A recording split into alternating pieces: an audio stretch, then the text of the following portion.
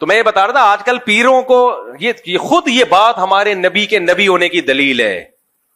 خود یہ بات نبی کے نبی ہونے کی دلیل ہے. دیکھو جو سچا ہوتا ہے اس کا دعویٰ کلیئر ہوتا ہے, جو جھوٹا ہوتا ہے وہ روزانہ پینترے بدلتا ہے. مرزا غلام احمد قادیانی کے دعوے آپ اس کی کتابوں سے اٹھا کے دیکھو, روز چینج ہوتے تھے. کبھی کہتا تھا میں ذلی نبی ہوں, کبھی کہتا تھا میں سچی مچی کا اوریجنل نبی ہوں, کبھی کہتا تھا میں وہی مسیح موعود ہوں جو عیسیٰ علیہ السلام نے آنا تھا وہ میں ہی ہوں, کبھی کہتا تھا میں امام مہدی ہوں. کسی ایک بات پہ ٹکا نہیں ہے وہ, کیونکہ جھوٹے آدمی کو فیور چاہیے جس طرح جو بن پڑے. دیکھو منکرین حدیث جو پرویزی فرقہ ہے نا, مفتی رشید احمد صاحب نے ان پر ایک کتاب لکھی ہے. اس میں یہ جو پرویز تھا نا, جو جس نے حدیث کا انکار کیا ہے, ایک جگہ اس نے دعویٰ کیا کہ حدیث سرے سے حجت ہی نہیں ہے. دوسری کتاب میں حضرت نے اس کا قول نقل کیا ہے, دعویٰ کیا کہ حدیث حجت تو ہے لیکن جن ذرائع سے ہم تک پہنچی وہ قابل اعتماد نہیں ہے. تیسری جگہ اس نے دعویٰ کیا کہ حدیث حجت تو ہے اور قابل اعتماد بھی ہے لیکن صرف صحابہ کے لیے. حضرت نے فرمایا یہ ایک ہی آدمی, ایک تنظیم کے مختلف آدمی نہیں ہے, ایک ہی آدمی کے تین متضاد دعوے ہیں. اس سے پتہ چلتا ہے کہ اس کا مقصد لوگوں میں کنفیوژن پیدا کرنا ہے. یہ بالکل ایسی جیسے پروفیسر غامدی صاحب, وہ کیا کرتے ہیں, حدیث حجت نہیں ہے, حدیث تاریخی کتابیں ہیں, لیکن جب اپنا استدلال کرنا ہوگا قرآن کے اگینسٹ تو بخاری کی حدیثیں پیش ہوں گی, مسلم کی حدیثیں پیش ہوں گی. بھائی آپ ایک جگہ ٹکتے کیوں نہیں ہو؟ آپ جب آپ کو فیور چاہیے تو بخاری بھی آ رہی ہے, مسلم بھی آ رہی ہے, اور جب آپ کو فیور نہیں چاہیے تو یہ تو تاریخی کتابیں, ان کی کوئی حیثیت نہیں ہے. بخاری مسلم میں ہے نا آف اللحا, داڑھی بڑھاؤ, رکھنے کا نہیں ہے بڑھانے کا ہے. غامدی صاحب نے کہا بڑھانا ضروری نہیں ہے. صحیح مسلم, بخاری مسلم میں عیسیٰ ابن مریم آسمانوں پہ ہیں.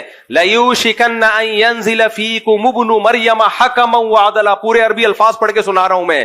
ضرور بھی ضرور تم پر عیسیٰ ابن مریم آسمان سے نازل ہوں گے. بخاری میں بھی ہے, مسلم میں بھی ہے, حدیث کی تمام کتابوں میں ہے.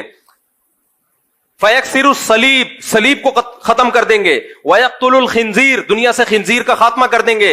وَيَضَعُ الْجِزْيَةَ, اور جہاد میں جزیے کو ختم کر دیں گے. اتنی واضح حدیث, لیکن جب جناب غامدی صاحب کے سامنے جاتی ہے کہتے ہیں حدیث تاریخی کتابیں ہیں. تو یہ بھائی ایک جگہ آپ ٹک نہیں رہے ہو. جب میں بھی کینیڈا امریکہ میں تھا نا تو ایک خاتون بڑی ایگریسو ہوئی تھی. غامدی صاحب کا کلپ سنا, آپ کیا چار چار شادیاں کرتے رہتے ہو, یہ تو غزوہ احد میں بچیاں شہید ہو گئی تھیں, وہ سارے کچھ لوگ شہید ہو گئے تھے تو بچیاں یتیم ہو گئی تھیں, ان کے لیے اسلام نے کہا 4 کرو.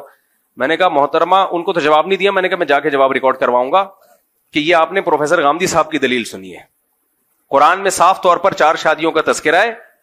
تو غامدی صاحب نے کہا غزوہ احد میں کچھ ایسا ہوا تھا جس کی وجہ سے اجازت دی گئی تھی, تو ضرورت کے وقت اس اجازت سے فائدہ اٹھایا جا سکتا ہے.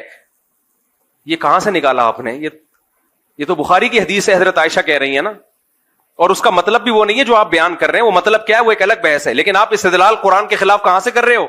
بخاری کی حدیث سے کر رہے ہو. تو اجماعی مسئلہ ہے, اس میں جب آپ نے قرآن کی مخالفت کرنی ہے تو پھر بخاری کا سہارا, جب نہیں کرنی تو بخاری کی کوئی حیثیت نہیں ہے. تو بھائی ایک جگہ نہیں, جو بھی اس ایک جگہ, ان کا مقصد کنفیوژن پیدا کرنا, ہر مسئلے میں کنفیوژن پیدا کر دینا.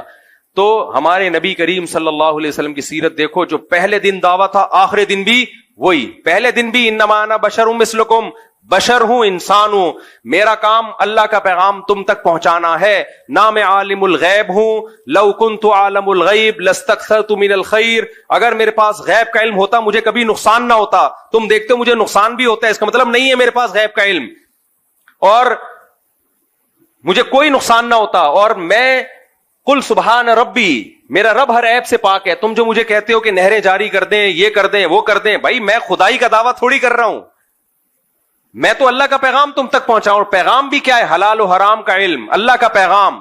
کھجوروں میں برکت, کھجوریں کیسے بڑھتی ہیں کم ہوتی ہیں, یہ میرا موضوع نہیں ہے, اس میں مجھ سے غلطی بھی ہو سکتی ہے. دیکھو بخاری کی حدیث ہے, خدا کی قسم یہ ایسی نبوت پر ایسی جاندار دلیلیں ہیں نا, یہ حدیثیں ایسی جاندار دلیلیں. جب بھی کوئی شخص جھوٹ بولتا ہے نا وہ اتنا کلیئر نہیں ہوتا, اتنا صاف نہیں ہوتا. وہ صحیح بخاری کی حدیث ہے, نبی کریم صلی اللہ علیہ وسلم فجر کی نماز پڑھانے کے لیے آئے, اقامت ہو چکی تھی. آپ نے کیا فرمایا؟ لوگ تو اس کو توہین سمجھیں گے لیکن یہ تعظیم نبی ہے, یہ تعظیم نبی ہے. آپ نے فرمایا یا ایھا الناس انما انا بشر مثلکم, اے لوگو میں تمہاری طرح کا انسان ہوں، انسا کما تنسون، ایسے بھولتا ہوں جیسے تم بھول جاتے ہو. پھر آپ نے فرمایا مجھ پہ غسل فرض ہے اور وہ میں غسل کرنا بھول گیا. پھر آپ گئے غسل کر کے آئے اور آپ کے بالوں سے پانی ٹپک رہا تھا اور آپ نے نماز پڑھائی ہے. بے داغ سیرت اسی کو کہا جاتا ہے. آج جاہل پیروں کو دیکھو، شیو سرکار کو دیکھو، ان جاہل پیروں کو دیکھو، یہ اپنے بارے میں، یہ تو ان سے، اور یہ جتنے اس ٹائپ کے اور بہت سارے پیر ہیں، کوئی ایک نہیں ہے، وہ تو شفت و مشہور ہو گیا. تصوف کی لائن میں جو خرابیاں ہیں، پیر کو پتہ نہیں کیا سمجھ رہے ہیں، نہ یہ بھول سکتا ہے، نہ اس سے غلطی ہو سکتی ہے، نہ یہ غلط مشورہ دے سکتا ہے، نہ اسے اونگ آتی ہے، نہ اسے نیند آتی ہے. وہ گوہر شاہی مرا تھا تو انہوں نے کہا مرا نہیں، یہ غار میں چلا گیا ہے، نہ یہ مرتا ہے.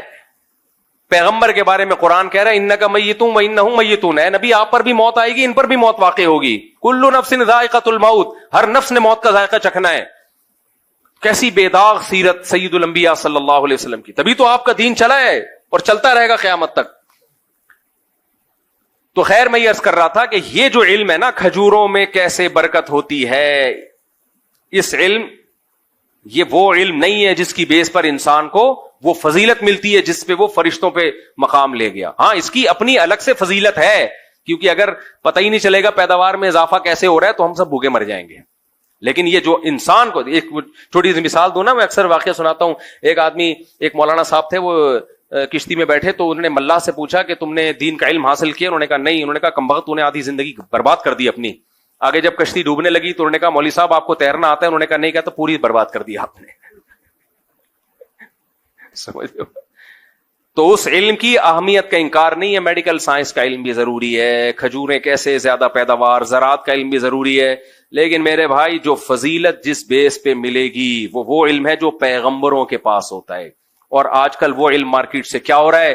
شارٹ. ڈاکٹر انجینئر بنانے پہ پورا زور لگایا ہوا ہے، اور حلال و حرام کا، طہارت تک کے مسائل نہیں آتے. تبلیغ والے ایک دفعہ گئے تو انہوں نے کہا، یونیورسٹی کے طالب سے ہم نے پوچھا کہ غسل کے کتنے فرض ہیں؟ اس نے کہا 3 فرض ہیں. یہ بڑے خوش ہوئے کہ چلو یار، کون کون سے؟ کہنے تولیہ، صابن اور بالٹی. خواتین کو حیض و نفاس کے مسائل معلوم نہیں ہیں، مردوں کو نماز کے مسائل معلوم نہیں ہے، سدا صاحب کب واجب ہوتا ہے، زکوٰۃ کب فرض ہوتی ہے، رمضان کا روزے کے حکام کیا ہیں، حج کے حج میں جا کے ایسے ایسے کام اولٹ پٹانگ قسم کے کر رہے ہوتے ہیں، آدمی حیران ہوتا ہے بھائی یہ کیا کر رہے، تھوڑا سا تو پڑھ لیتے. تو ایک علم وہ ہوتا ہے جو اللہ تک پہنچنے کا ذریعہ ہے. پھر اچھا انسان کسے کہتے ہیں اللہ کی نظر میں؟ اچھا توحید کیا ہے یہی نہیں پتا بہت سے لوگوں کو. الہ کسے کہتے ہیں، معبود کسے کہتے ہیں؟ تو اس لیے میرے بھائی تھوڑا سا اس علم کو بھی کیا کر لو، تھوڑا سا اس کو بھی ٹائم دے دو.